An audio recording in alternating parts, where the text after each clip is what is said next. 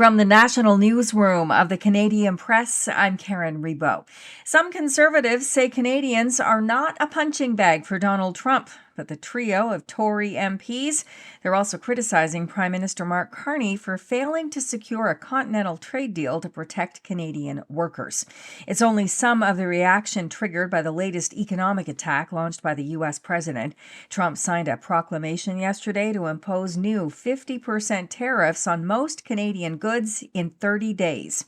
He declared Canada has unfairly discriminated against American alcohol, autos, and dairy. ABC's Karen Hua tells us some of the items Trump aims to tariff. The list of affected Canadian products is wide-ranging. Dairy products, alcohol, and honey, along with a range of other grocery items. Also construction materials, clothing, furniture, and electronics.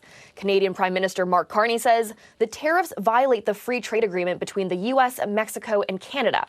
The Trump administration said Canada and China are the only two nations that retaliated against Trump's previous tariffs and must be held accountable.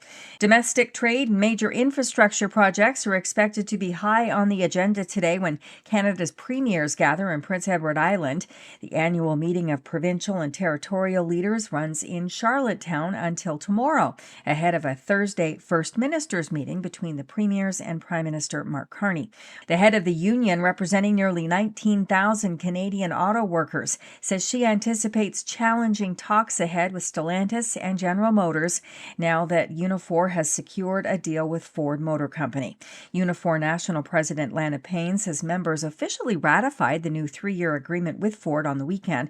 She says the deal marks a precedent with key gains around wages and job security. This was our best chance at getting a strong pattern agreement that we could then bring and put in front of General Motors and Stellantis. Payne says the union will announce later this week which of those two companies will be its next target for contract talks. Nearly 200 wildfires raging in northern Ontario have pushed the province to its worst wildfire season on record. The latest numbers suggest over 7,250 square kilometers of Ontario's forests have burned, surpassing the previous record set in 2021. And a 34-year-old woman in Australia has delivered identical quadruplets. That is a rare feat. The family calling their newborn girls 4 precious miracles. One is named Alexa, after the doctor who cared for Mum during the pregnancy. One fertilized egg that then splits not once, not twice, but 3 times into 4 different babies, who then share a placenta. That is just incredible. The odds for such a birth of identical quadruplets? 1 in 15 million. This is the Canadian Press. In sports, RCMP in Saskatchewan say Rough Riders player Jaden Dalkey left a gas station without paying before a fatal crash Saturday night. Police say Dalkey was driving the wrong way on Highway 11 when his SUV collided with another vehicle near Lumsden, killing him and 22-year-old Bhishma Rajyaguru. Alcohol and cannabis were found in Dalkey's vehicle, while autopsies and toxicology testing remain part of the investigation.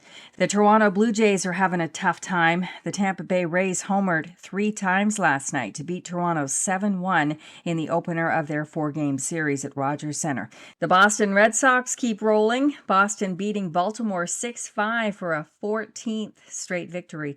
And the WNBA's Toronto Tempo are limping into the All-Star break. The Las Vegas Aces defeated Toronto for the Tempo's 3rd straight loss. From the Canadian Press, I'm Karen Rebow. Thanks for listening. Don't forget to follow and subscribe. For more of today's top stories, visit thecanadianpressnews.ca.